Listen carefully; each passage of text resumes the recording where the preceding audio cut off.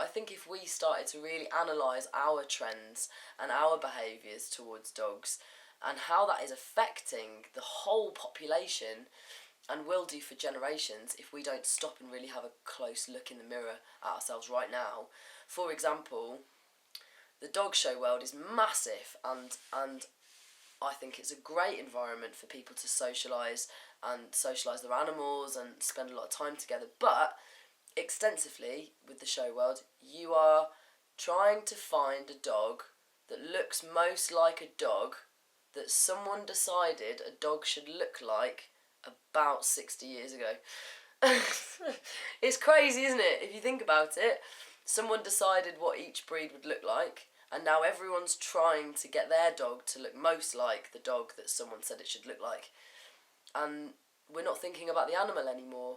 There's some breeds that I think we really need to seriously look at, and that Pedigree Dogs Exposed show really looked into that in a lot of depth, that there are breeds with flat noses that are incapable of breathing properly. You can any dog that makes that noise has too much skin over their throat. They can't breathe properly, so they can't exercise properly.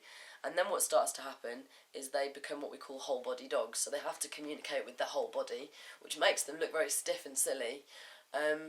And they're frustrated and they're not happy, and we need to fix this. This is ridiculous. So breeds for me, like the Pekingese, you know, even in some ways the Rottweiler could have a slightly longer nose. It doesn't need to be pug-nosed. The Bulldog is a big one, obviously. The English Bulldog has just gone so far now, and there's loads of people who are doing a lot to fix that, but there's still so much more we can do. We've got to stop finding these breeds attractive. I think that's the hardest. We've got to stop finding it cute to have a dog who is just a little bit broken and needs you to help them because they can't move properly or walk or give birth naturally in the case of English Bulldogs. English Bulldogs can't give birth. They have to give birth by caesarean. Without human beings, that breed wouldn't exist. It just wouldn't.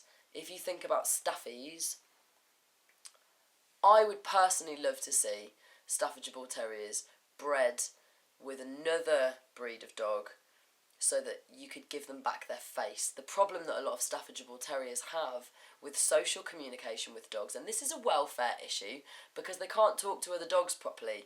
So you're breeding a dog that is unable to communicate because its face has been squished.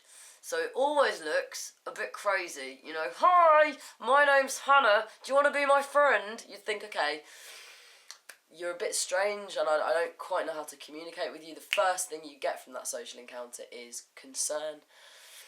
So we don't want to have Stuffies that have no facial featuring anymore. We want to encourage owners to breed this trait out.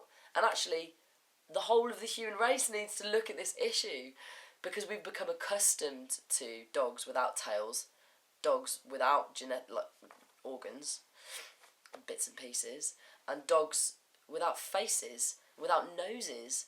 We've become used to this, and it's not normal. These dogs aren't comfortable in their own bodies. They're struggling. The amount of tail-docked dogs that you see twisting and licking their tail or fussing with their back end, and you think, well, that's a long bit of spinal cord there you've cut up.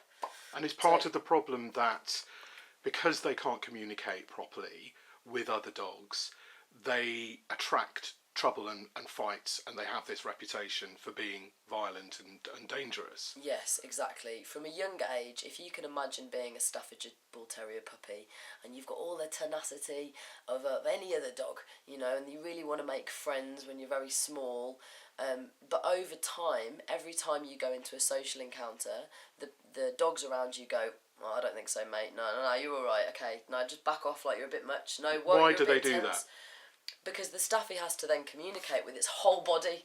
Because it hasn't got a face, they become what we call whole body dogs, like pugs. Happy pug, sad pug, angry pug. They look exactly the same.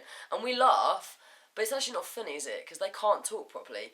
And so then they get frustrated because they're not communicating or being read by the dogs properly. If you're a dog whose body has been squished or flattened or nosed, then you don't have the ability to move your face around. If you can't move your face around, you can't appease, you can't flirt out of a sort of scary situation, you can't, you know, really show when you're getting quite angry with things. You can't really properly show fear either, because a lot of that needs to happen in the eyebrows. So any interaction that animal has is going to be misread. So the dog is then seen as dangerous, because a lot of its responses are frustration. It's going, I want to say hello, I want to interact. And the rest of it just looks dangerous. And they're not dangerous, they're just frustrated because they can't talk to each other properly. And we can fix this. This can be fixed. We just need to breed these dogs differently and give them back their face.